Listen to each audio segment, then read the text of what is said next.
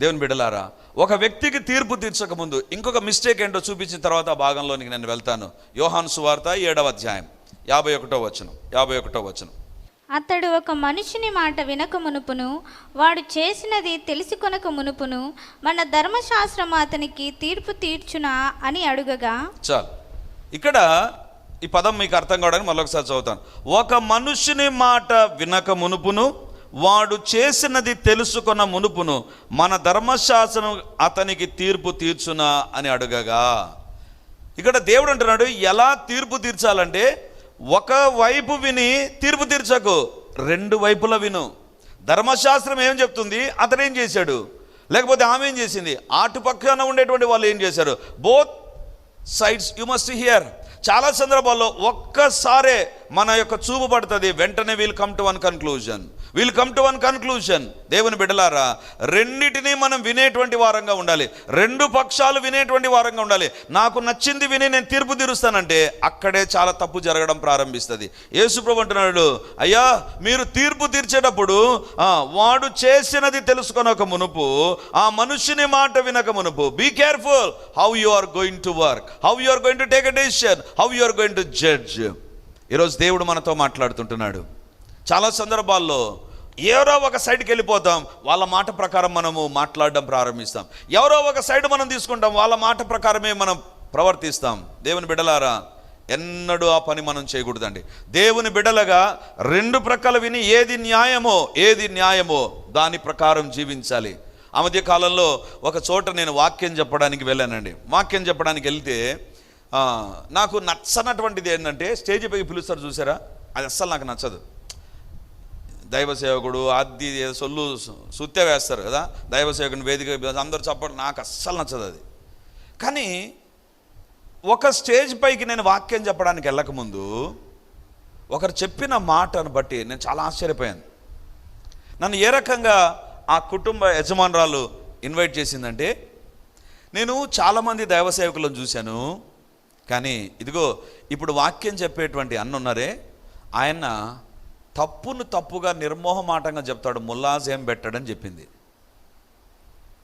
తప్పును తప్పుగా చెప్తాడు, దాంట్లో ఈ ముల్లాజ్ ఏముండదు. దేవుని బిడ్డలారా, ఆమె ఇచ్చిన ఇంట్రడక్షన్ బట్టి ఒక్కసారి నేను కంగు తిన్నాను. అరే ఏంటి ఇంత స్టేట్మెంట్ ఇచ్చిందే. ఒక్కసారి వాళ్ళ ఫ్లాష్ బ్యాక్లోకి వెళ్ళిపోతే వాళ్ళ ఇంటిలో జరిగిన సంఘటనలో కుండ బద్దలు కొట్టినట్టుగా కొన్ని విషయాలు మాట్లాడాను నేను, కుండ బద్దలు కొట్టినట్లుగా. ఎందుకంటే సత్యం వైపు నేను నిలబడాలి, దేవుడు చూస్తున్నాడు నన్ను. ఈరోజు వాక్యం చెప్పే విషయంలో కూడా జాగ్రత్త. ఆయన సత్యాన్ని ఉన్నట్టుగా చెప్తాడు, ఏం ఫీల్ కావద్దని చెప్పి ఇప్పుడు దేవుని యొక్క వాక్యాన్ని విందాం అన్నది. దేవుని బిడ్డలారా, మన జీవితంలో ఒకని మనుషుని మాట వినకమునపు వాడు చేసినది తెలుసుకో, ఇతరులు ఏం మాట్లాడుతున్నా తెలుసుకో, రెండింటిని విను, దెన్ టేక్ ఎ డెసిషన్. మనకు నచ్చింది చేస్తున్నామా, జాగ్రత్త. మనము ఏ కొలతతో కొలవబడతామో అదే కొలత మనకు కొలవబడుతుంది. ఇప్పుడు వస్తాం, అసలు ఎందుకు ఈ తీర్పు ఎలా ప్రారంభమవుతుంది, అసలు వీళ్ళు తప్పు వాళ్ళు తప్పు అని ఎందుకు చెప్తాం మనం, ఎందుకు డెసిషన్ మేకింగ్ లేక వస్తాం మనం, ఒక జడ్జిమెంట్ సీట్లోనికి ఎందుకు వస్తాం తెలుసా.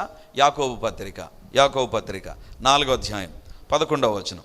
సహోదరులారా, ఒకనికి విరోధముగా ఒకడు మాట్లాడుకుడి, తన సహోదరునికి విరోధముగా మాట్లాడి తన సహోదరునికి తీర్పు తీర్చువాడు ధర్మశాస్త్రమునకు వ్యతిరేకముగా మాట్లాడి ధర్మశాస్త్రమునకు తీర్పు తీర్చుచున్నాడు. చాలు, సహోదరులారా తీర్పు తీర్చకూడని చెప్పొచ్చు అండి, కానీ అంతకుముందు చెప్తున్నాడు అసలు తీర్పు తీర్చే ఆ ప్రక్రియ ఎక్కడి నుంచి ప్రారంభమవుతుంది అంటే 11వ వచనం. ఒకనికి విరోధముగా ఒకడు మాటలాడకుడి. ఫస్ట్ మాటతో స్టార్ట్ అవుతుంది, తీర్పు రాదు, ఫస్ట్ మాటలు ఉంటాయి. దేవుని బిడ్డలారా, ఒక వ్యక్తి నువ్వు తప్పు అని చెప్పకముందు ఎందుకు తప్పు అని చెప్తాడు తెలుసా, మాటలతో ప్రారంభమవుతుంది.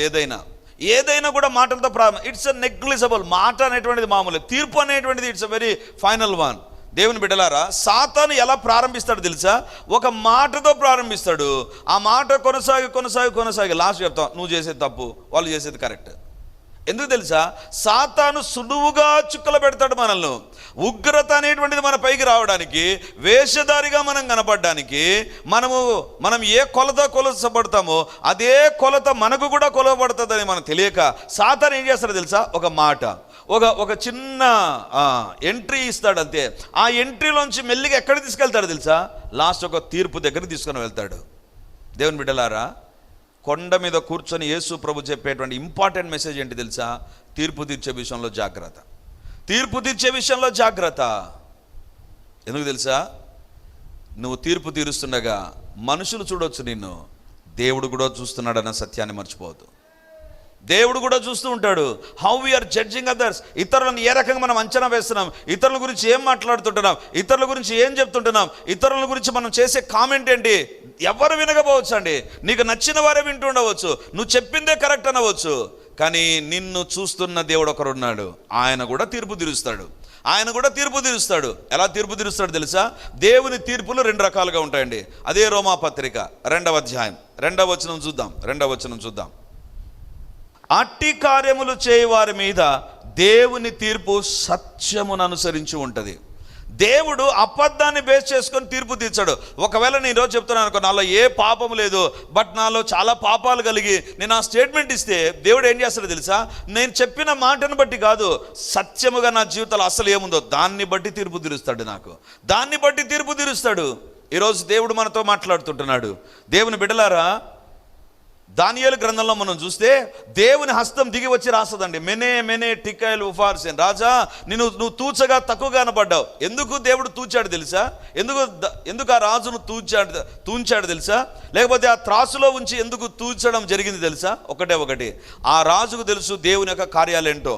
అంటే మిగిలిన అధ్యాయాల్లో దేవుడు ఎలాంటి కార్యాలు చేశాడో తెలుసు, అయినా తనకు దేవుని పైన ఉన్నటువంటి ఆ యొక్క ఇన్ఫర్మేషన్ అంతటి ప్రక్కన పెట్టి దేవుని ఆలయంలో నుండి తీసుకొని వచ్చి పాపానికి ఉపయోగించడం ప్రారంభించాడు. దేవుడు ఏం చేశాడు తెలుసా? నీకు తెలుసు రాజా, నేనెవరో, నా శక్తి ఏంటో నీకు తెలుసు. దేవుని బిడ్డలారా, రాజు కాకముందు ఏముంటుంది తెలుసా? రాజు కాకముందు అతనికి ట్రైనింగ్ అనేటువంటిది ఉంటుంది. నా దగ్గరికి ఒకరోజు ఒక డాక్టర్ వచ్చాడండి. డాక్టర్ వచ్చి ఆయన ఏమన్నాడంటే, అన్న నా కోసం ప్రార్థన చేయండి అన్నాడు. దేనికి బ్రదర్ అని అడిగితే ఆయన చెప్పాడు, బాంబే నుంచి ఒక డాక్టర్స్ గ్రూప్ నన్ను సెలెక్ట్ చేశారు.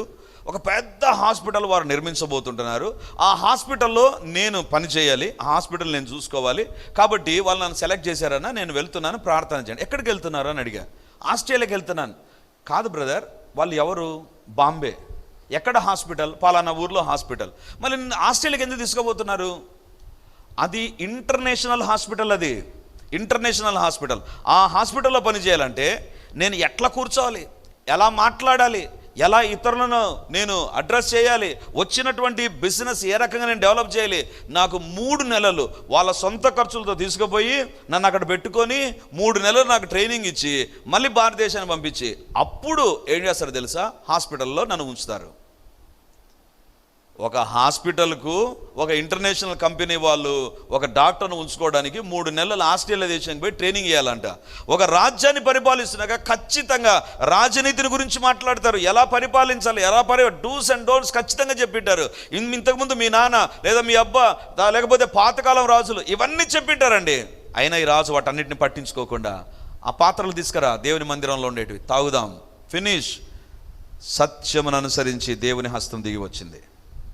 ఈరోజు దేవుడు మనతో మాట్లాడుతుంటున్నాడు. మన జీవితాల్లో తీర్పు తీర్చకముందు మనకు కూడా ఒక తీర్పు ఉందని మర్చిపోవద్దు. I don't know why God gave me this message. ఈరోజు సాయంత్రం 6 వరకు నాకు సందేశం లేదు. భయం వేసింది నాకు. ప్రభా ఏంటి ఇంతవరకు నాకు సందేశం లేదే? I was struggling. దేవా నాకు సందేశమే. ఉదయాన్నే నేను ఈ వాక్యం చదివానండి. ఈ వాక్యం చదివాను, ప్రక్కన పెట్టేశాను. ఇది కాదులు అనుకొని ప్రక్కన పెట్టి దేవా సందేశం ఏంటి? అస్సలు దేవుడు సందేశమే లేదు. 6 గంటలకు జ్ఞాపకం వచ్చింది. ఉదయాన్నే దేవుడు చెప్పిన వాక్యం ఉంది కదా, అప్పుడు మత్తయి సువార్త 7వ అధ్యాయంలోనికి వచ్చాను నేను. దేవుని బిడ్డలారా, I don't know why God is giving this message. మనం ఉగ్రత పొందకుండా, వేషధారులుగా కనపడకుండా, దేవుని యొక్క శ్రేష్టమైన దీవెనలు మనకు కలుగునట్లుగా దేవుడు అంటున్నాడు, తీర్పు తీర్చకుడి. దేవుడు దేన్ని బట్టి తీర్పు తీరుస్తాడు తెలుసా? సత్యమును అనుసరించి. చాలామంది ఏమనుకుంటారో తెలుసా? నేను అన్ని తప్పులు చేస్తా, దేవునికి కానుకిస్తా. కానుకను బట్టి దేవుడు దీవించడు, నీ లైఫ్ను బట్టి దేవుడు దీవిస్తాడు. నీ జీవితంలో సత్యముందా, అసత్యముందా? సత్యమైన వాక్యం నేను వెంబడిస్తున్నావా లేదా? ఆ సత్యమైన వాక్యాన్ని వెంబడిస్తూ కూడా అసత్యంలో జీవిస్తూ ఉంటే దేవుడు దేన్ని బట్టి? వాక్యాన్ని బట్టే తీర్పు తీరుస్తాడు. సత్యమైన విషయాల్ని దేవుడు పరిగణలోకి తీసుకుంటాడు. అసత్యాలు చెప్పడు దేవుడు. అసత్యాలను ఎంకరేజ్ చేసే దేవుడు కాదు. దేవుడు సత్యమును అనుసరించి తీర్పు తీరుస్తాడు. రెండవదిగా అదే రోమాపత్రిక 2వ అధ్యాయం 11వ వచనం చూడండి.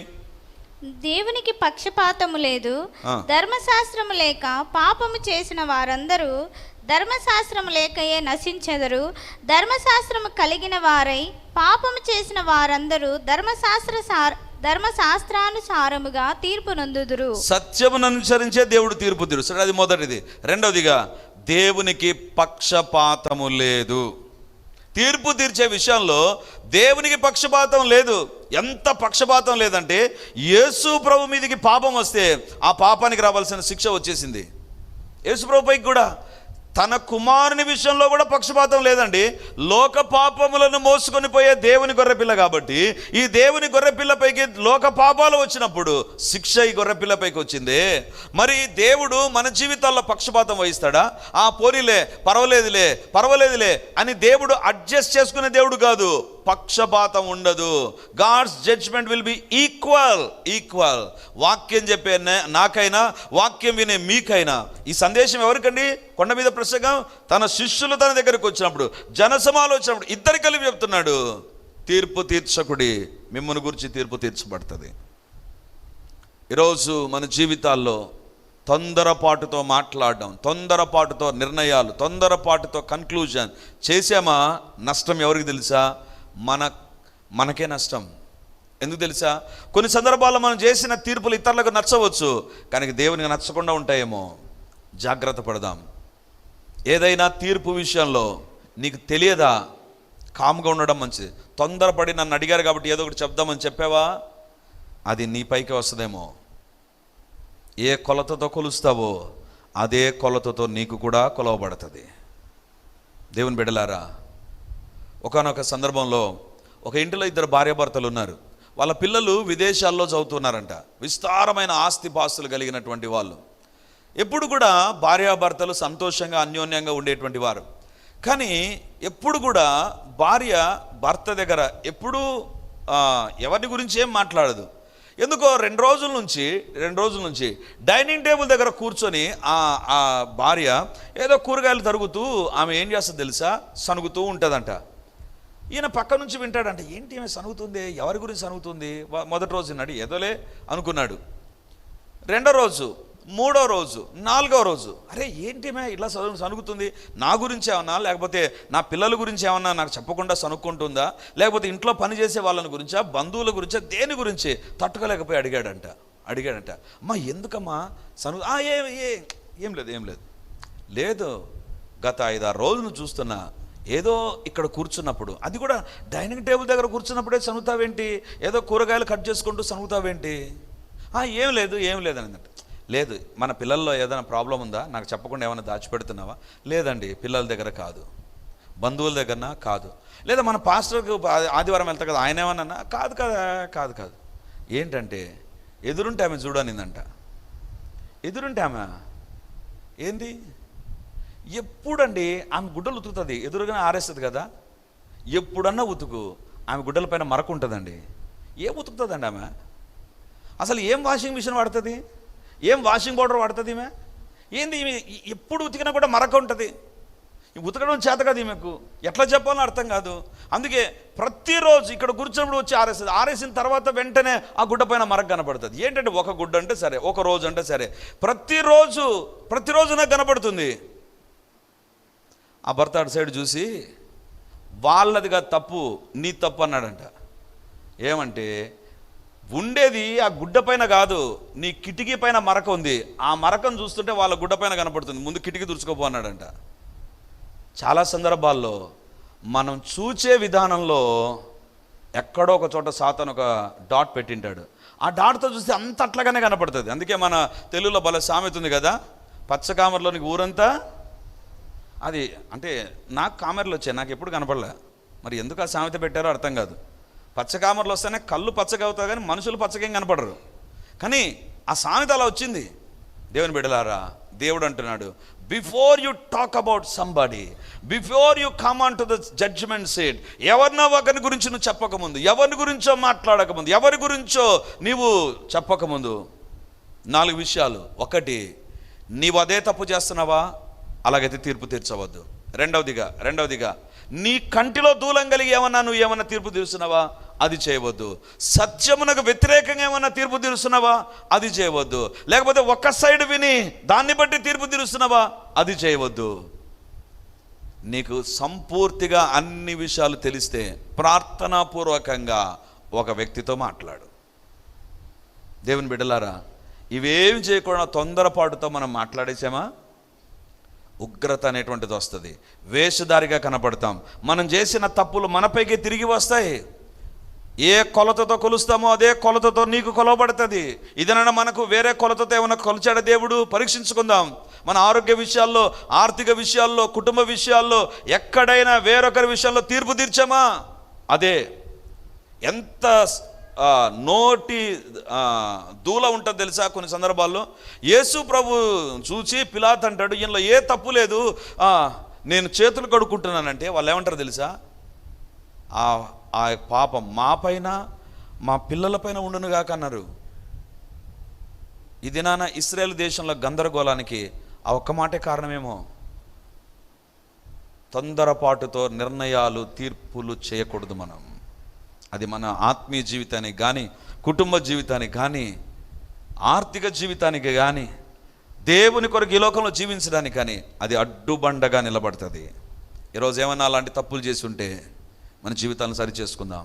హల్లెలూయా, హల్లెలూయా, హల్లెలూయా, హల్లెలూయా. దేవా నీకే స్తోత్రం, నీకే వందనాలు, నీకే మహిమ, ఘనత, ప్రభావాలు చెల్లించి మహింపరుస్తున్నాం ప్రభా. ఈరోజు మాతో మాట్లాడిన ఈ మాటలన్నిటిని బట్టి వందనాలు. అవును తండ్రి, ఎన్ని మార్లు మేము తప్పుడు తీర్పులు మా తలంపుల్లో, ఆలోచనలు తీర్చామో, తప్పుడు తీర్పులు మా నోటి నుండి వెలబడ్డాయో, తప్పుడుగా ఇతరుల గురించి మేము భావించి, ఆలోచించి, నిర్ణయాలు చేసి ఇతరులతో మేము షేర్ చేసుకున్నాము. ఇవన్నీ మా ఎదుట ఒక ఉగ్రతగా మారుతూ ఉండగా, వేషధారిగా మమ్మల్ని మారుస్తూ ఉండగా, దేవా మేము కొలవబడడానికి సిద్ధపడుతూ ఉండగా, లేదా ఈ ప్రాసెస్ కూడా మేము వెళుతూ ఉంటే నాయనా, ఇప్పుడు అడుగుతుంటున్నాం, నీ సిల్వ రక్తం మమ్మల్ని కడుగునుగాక. దేవా ఎక్కడ మా జీవితాల్లో తప్పు జరుగుతూ ఉన్నా, ఎక్కడ మా జీవితాల్లో తప్పుడు తీర్పులు మేము తీర్చడానికి రెడీ అయిపోతూ ఉన్నా, వాళ్ళు వీళ్ళని గురించి మేము మాట్లాడే మాటలు మా శరీరం పైన, మా కుటుంబాల పైన, మా ఆర్థిక విధానం పైన, తండ్రి మా ఆత్మీయ జీవితాలపైన ప్రభావితం చేస్తాయి అని ఈరోజు మాట్లాడారు ప్రభా. అవును తండ్రి, ఎక్కడ మేము తప్పు చేసినా మీ సిల్వ రక్తమే మమ్మల్ని కడుగునుగాక, మీ కార్యములు జరుగునుగాక. దేవా మా శరీరాల్లో మార్పులు వచ్చునుగాక, మా తలంపుల్లో మార్పులు వచ్చునుగాక, మా మాటల్లో మార్పులు వచ్చునుగాక, మా అవగాహనలో మార్పు వచ్చునుగాక, మా యొక్క తండ్రి సంభాషణలో మార్పు వచ్చునుగాక. మాటతో ప్రారంభమై తీర్పు వరకు వెళుతుందని మేము విన్నాం ప్రభా. అవును తండ్రి, సులువుగా చుక్కలు పెట్టు పాపాల విషయంలో మేము జాగ్రత్త వహించుదుముగాక, జాగ్రత్త వహించుదుముగాక, జాగ్రత్త వహించుదుముగాక, జాగ్రత్త వహించుదుముగాక. మా నోటికి కాపుగా ఉండండి ప్రభా. తన అనవసరమైన తప్పుడు మాటలు, తీర్పులు మేము తీర్చకుండా మా నోరు మీ కంట్రోల్లోనికి వచ్చునుగాక, మా నోరు మీ కంట్రోల్లోనికి వచ్చునుగాక. దేవా మీరే మమ్మల్ని దర్శించండి, మీ కార్యాలు మీరు జరిగించి మహిమను పొందుమని వందనాలు, స్తుతులు, స్తోత్రాలు మీకు చెల్లిస్తూ ఈ వాక్యం ఒక్కొక్కరిలో ఫలింప చేయమని యేసయ్య నామమందు అడుగుచుంటున్నాను తండ్రి, ఆమేన్. అదే రకంగా నిలబడుకొని ఇప్పుడు మన శరీరాలకు, మన కుటుంబాలలో అవసరమైన స్వస్థత, ఆశీర్వాదాల నిమిత్తం మనం ప్రార్థన చేయబోతుంటున్నాం. ప్రారంభానికి ముందే నేను చెప్పాను, సందేశం ప్రారంభానికి ముందు, ఈ రాత్రి దేవుడు అద్భుతాలు చేసే రాత్రి, ఈ రాత్రి దేవుని కార్యాలు జరిగే రాత్రి. వేర్ ఎవర్ యు ఆర్, ఎవరు లైవ్లో చూస్తూ ఉన్నా ఇప్పుడు మీరు ప్రార్థనలో ఏకీవించండి. ఇక్కడున్న వారు కూడా ప్రార్థనలో ఏకీవించండి. దేవుడు స్వస్థపరిచే దేవుడు, ఆయన స్వస్థపరిచే దేవుడు, ఆయన అద్భుతాలు చేసే దేవుడు. హల్లెలూయా, హల్లెలూయా. యెహోవా రాఫా, స్వస్థతనిచ్చే దైవమా, యెహోవా రాఫా, స్వస్థత స్వస్థతనిచ్చే దైవమా, స్తోత్రమయ్య నీకు స్తోత్రమయ్య, స్తోత్రమయ్య నీకు స్తోత్రమయ్య. యేసునామం నాకాశ్రయమే, ఎల్లప్పుడూ స్తుతించెదను. యేసునామం నాకాశ్రయమే, ఎల్లప్పుడూ స్తుతించెదను. యెహోవా రాఫా, స్వస్థతనిచ్చే దైవమా, యెహోవా రాఫా, స్వస్థతనిచ్చే దైవమా, స్తోత్రమయ్య నీకు స్తోత్రమయ్య, స్తోత్రమయ్య నీకు స్తోత్రమయ్య.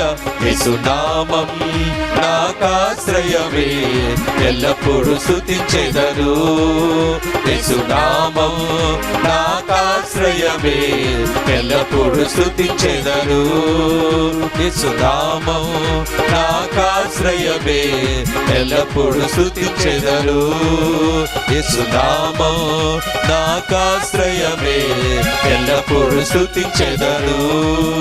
యేసునామం నాకాశ్రయమే, ఎల్లప్పుడూ స్తుతించెదను. హల్లెలూయా, హల్లెలూయా, హల్లెలూయా. దేవుని దగ్గర మన పాపాలు ఒప్పుకున్నాం కాబట్టి ఒప్పుకున్న ప్రతి ఒక్కరూ స్వస్థత విడుదల నిమిత్తం ఇప్పుడు ధైర్యంగా మనం ప్రార్థన చేద్దాం. ఎందుకంటే మన పాపములను మనం ఒప్పుకుంటే ఆయన నమ్మదగిన వాడు, క్షమించడానికే కాదు స్వస్థపరచడానికి, విడిపించడానికి, అద్భుతాలు చేయడానికి, ఆశ్చర్యకరమైన కార్యాలు జరిగించడానికి. ఎస్, దేవుని యొక్క సన్నిధి మన మధ్య ఉండగా ఆయన గాయముల్లోని శక్తిని బట్టి స్వస్థత విడుదల కలగబోతుంది. నమ్మిన వారు ప్రార్థనలు ఏకీభవించండి. Experience the presence of the lord. దేవుని యొక్క సన్నిధిని మీరు అనుభవిస్తారు, దేవుని యొక్క స్వస్థతను మీరు అనుభవిస్తారు. హల్లెలూయా, హల్లెలూయా, హల్లెలూయా, హల్లెలూయా. ఏదో కుటుంబంలో ఒక భయంకరమైన సమస్య దగ్గరికి వచ్చారా? అలాగైతే ప్రార్థించండి, అలాగైతే ప్రార్థించండి. ఎవరైనా నిన్ను సతాయిస్తూ ఉంటే ఇక్కడికి బాధతో వచ్చావా? అలాగైతే ప్రార్థించండి. దేవుడు ఆ యొక్క టార్చర్ నుంచి మీకు విడుదల దయచేయబోతుంటున్నాడు. హల్లెలూయా, హల్లెలూయా, హల్లెలూయా, హల్లెలూయా, హల్లెలూయా. లైవ్ లో ప్రార్థనలు ఏకీవిస్తున్నా మీరు కూడా విశ్వాసంతో కళ్ళు మూసుకొని, దేవా నా జీవితంలో, నా భర్త విషయంలో, నా కుమారుని విషయంలో, నా బిజినెస్ విషయంలో, నా యొక్క ఆర్థిక విషయాల్లో సహాయం చేయండి. ప్రభు దగ్గర ప్రార్థన చేద్దాం. God is going to do some marvellous things. Hallelujah, hallelujah, hallelujah. ఓ స్తోత్రం, స్తోత్రం, స్తోత్రం తండ్రి. Glory, glory, glory be to your name Jesus. Hallelujah, hallelujah, hallelujah, hallelujah, hallelujah, hallelujah. అడగండి, ఎవరికి స్వస్థత, ఎవరికి విడుదల, ఎవరికి ఆశీర్వాదాలు కావాలో వాళ్ళు అడగండి. దేవుడు కార్యం జరిగించబోతుంటున్నాడు. స్తోత్రము తండ్రి. Glory, glory, glory be to your name Jesus. యేసయ్యా నీకు వందనాలు, వందనాలు, వందనాలు, వందనాలు, వందనాలు. In the name of Jesus, in the name of Jesus I take authority over every sickness, over every disease, over every doctor report, over every financial problem, over every work of satanic forces. శత్రు బలమంతటి పైన ఇప్పుడు అధికారాన్ని పొందుతుంటున్నాను, ఇప్పుడు అధికారాన్ని పొందుతుంటున్నాను. యేసు నామమందు, యేసు నామమందు తల మొదలుకొని అరికాల వరకు ఏ వ్యాధి, ఏ బలహీనత, ఏ అనారోగ్యం ఉన్నా యేసు నామమందు ఆజ్ఞాపిస్తున్నాను, వదిలి బయటికి రమ్మని ఆజ్ఞాపిస్తున్నాను. Be healed in the name of Jesus. యేసయ్య నామమందు స్వస్థత కలుగును గాక, స్వస్థత కలుగును గాక, స్వస్థత కలుగును గాక, స్వస్థత కలుగును గాక. ఆ అవయవాలను, ఆ శరీరంలో సమస్యలు తీసుకొని వచ్చిన దురాత్మలను వదిలి వెళ్ళమని ఆజ్ఞాపిస్తుంటున్నారు. నా దేవుని గాయముల్లోని స్వస్థత శక్తి ఇప్పుడు ప్రతి వ్యాధిగ్రస్తుని తాకునుగాక, ప్రతి అవయవానికి విడుదల కలుగునుగాక. Let every report be cancelled in the name of Jesus. దేవా మీ కార్యములు జరుగునుగాక, గొప్ప అద్భుతములు జరుగునుగాక. శరీరాల్లో ఎక్కడ అద్భుతాలు జరగాలో అక్కడ జరుగునుగాక, జరుగునుగాక, జరుగునుగాక, జరుగునుగాక. తండ్రి మీకు వందనాలు, తండ్రి మీకు స్తోత్రము తండ్రి. హల్లెలూయా, హల్లెలూయా, హల్లెలూయా. ఏ దురాత్మ శక్తులు, ఏ మాంత్రిక తాంత్రిక శక్తులు ఏ కుటుంబం పైన, ఏ వ్యాపారం పైన, ఏ యొక్క జీవితం పైన పనిచేస్తూ ఉంటే ఇప్పుడు నా దేవుని శక్తి దిగివచ్చునుగాక. Let every yoke of satanic forces be broken in the name of Jesus. Yesu నామములో ప్రతి సాతాను కాడి విరిగిపోవునుగాక.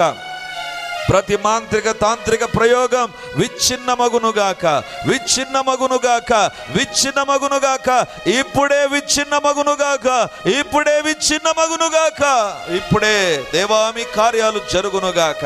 దేవా నీ దూతలు ఇప్పుడు పని చేయుదురుగాక.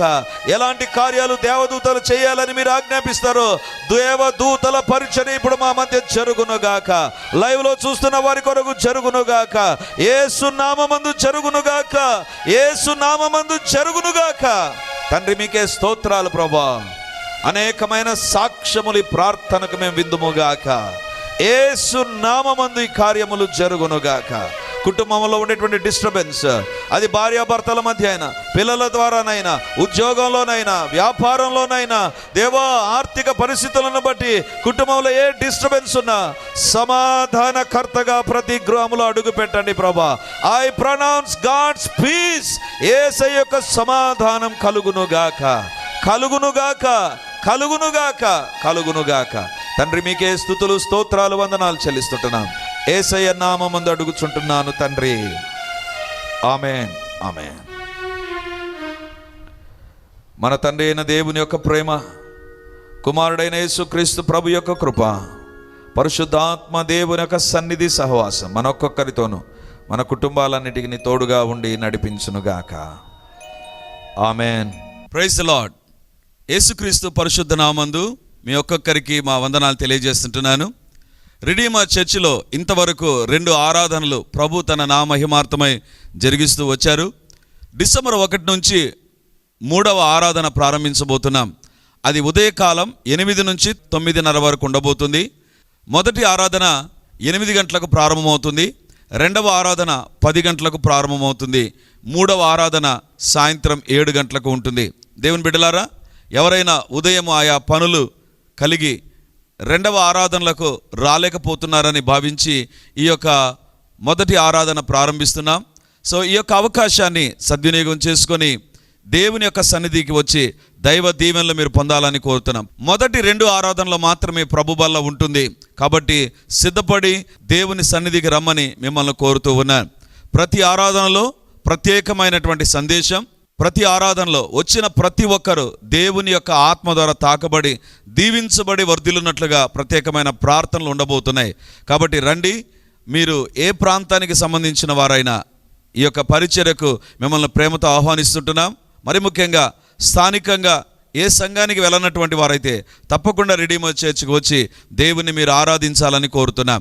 విమోచన గడి అనే టీవీ కార్యక్రమాన్ని వీక్షిస్తున్న మీరు ప్రతి ఉదయ సాయంత్రాల్లో దైవ వాక్యము ద్వారా ప్రార్థనల ద్వారా దీవించబడుతున్నారని నేను దృఢంగా నమ్ముతున్నాను.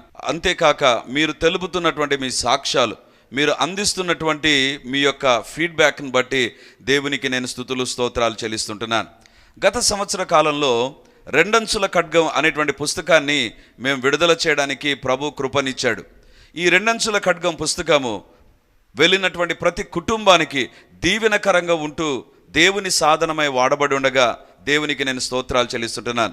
1 సంవత్సర కాలంలోనే మొదటి ముద్రణ సంపూర్తిగా ప్రజలు పొందగలిగి వేలాది కుటుంబాలలో ఈ పుస్తకము దేవుని సాధనంగా వాడబడింది. దేవుని బిడ్డలారా, 2వ ముద్రణతో ఈ 2 అంచుల ఖడ్గం పుస్తకం గత దినాల్లో విడుదల చేయడానికి ప్రభు కృపనిచ్చాడు. ఈ 2 అంచుల ఖడ్గ పుస్తకం యొక్క ఉద్దేశం ఏంటంటే, ఎవరైతే దీనిని ఉపయోగిస్తారో దేవుడు వారి జీవితాల్లో ఉపకారాలు చేయబోతున్నాడు. దేవుని బిడ్డలారా, ఈ పుస్తకాన్ని చదవడం ద్వారా మీరు 3 ఆశీర్వాదాలు పొందగలరని తెలియజేస్తుంటున్నాను. నెంబర్ 1, ఈ యొక్క పుస్తకాన్ని ప్రతిరోజు ఉపయోగించడం ద్వారా మీరు అత్యధికమైన ప్రార్థనలో గడపడానికి ఈ పుస్తకం మీకు సహాయపడుతుంది. రెండవదిగా, ఈ పుస్తకాన్ని మీరు ఉపయోగించడం ద్వారా వాక్యాన్ని మీరు కంఠపాఠం చేయడానికి ప్రభు సహాయం చేస్తాడు. మూడవదిగా, మీ జీవితంలో దేవుని మహిమను చూచే భాగ్యాన్ని ఈ పుస్తకము ద్వారా నజరేయుడైన యేసయ్య మీకు దయచేయబోతున్నాడు. ప్రతి ఒక్కరికి, ప్రతి కుటుంబానికి దీవెనకరంగా ఉండేటువంటి ఈ పుస్తకాన్ని పోస్టేజ్ ద్వారా మీరు పొందడానికి 75 రూపాయలు మీరు పంపించినట్లయితే ఎయిదర్ ఫోన్పే ద్వారానైనా, ఎంఓ ద్వారానైనా, లేదా ఆన్లైన్ ద్వారానైనా మీరు పంపించగలిగితే ఈ పుస్తకాన్ని మేము మీకు అందించగలం. ఒక్కొక్క పుస్తకం పోస్ట్ ద్వారా పొందడానికి 75 రూపాయలు చెల్లించి మీరు ఈ పుస్తకాన్ని పొంది ఈ పుస్తకాన్ని ఉపయోగించి దేవుని దీవెనలు మీరు పొందాలని కోరుతుంటున్నాను.